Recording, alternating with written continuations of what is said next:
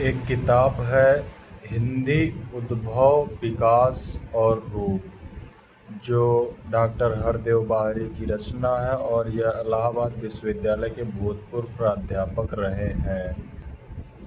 हरदेव बाहरी जी ने इस किताब में भाषा के उद्भव से लेकर हिंदी को राजभाषा, राष्ट्रभाषा और सामाजिक भाषा तक बनाने की चर्चा की है। इसी किताब का पहला टॉपिक है भाषा, परिभाषा, प्रकार एवं भेद। तो आज हम बात करेंगे भाषा के बारे में। भाषा किसे कहते हैं? भाषा वह माध्यम है जिसके द्वारा हम अपने विचारों का आदान प्रदान करते हैं। इसके लिए हम वाचक ध्वनियों का प्रयोग करते हैं। सामान्यतः भाषा को वैचारिक भावों का आदान प्रदान का माध्यम मानते हैं।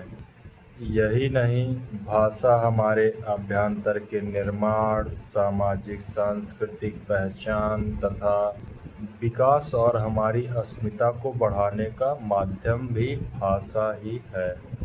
डॉक्टर हरदेव बाहरी जी कहते हैं कि भाषा के बिना मनुष्य अपूर्ण है तथा वह अपने इतिहास और संस्कृति से परिचित नहीं हो सकता अगर भाषा ना होती तो। भाषा विज्ञान के ज्ञाताओं ने भाषा को कई वर्गों में स्थापित किया। आर्य भाषा, हेमेटिक भाषा, सेमेटिक भाषा आदि कई वर्गों में विभक्त किया तथा इसके कई अलग अलग संबंध स्थापित किए। अलग अलग भाषा वर्ग स्थापित करके उनके अलग अलग शाखाएं बनाई, शाखाओं से उपशाखाएं बनी और आज हजारों भाषाएं बोली जाती हैं। भाषा विज्ञान की दृष्टि से हिंदी भाषा भारतीय आर्य भाषा की एक भाषा है और ब्रज भाषा, अवधी, मगही, बुंदेलखंडी ये सब भाषाएं इसकी उपभाषाएं हैं।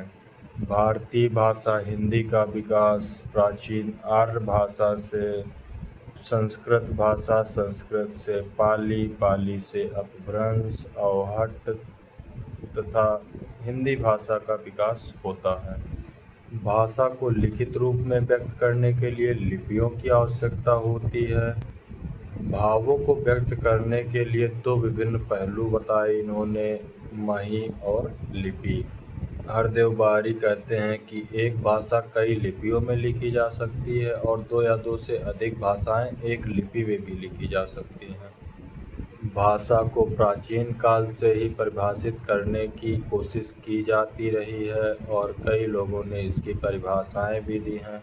इनमें से हम कुछ मुख्य लोगों की परिभाषाएं भी देख लेते हैं।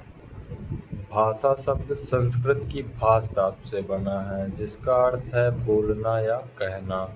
स्वीटन महोदय के द्वारा कहा गया है कि ध्वन्यात्मक शब्दों को बोलना ही भाषा है। श्रुत महोदय कहते हैं कि भाषा यादृच्छिक भाष समूहों का एक वो है जो मनुष्य सहयोग और कार्य के लिए प्रयोग की जाती है।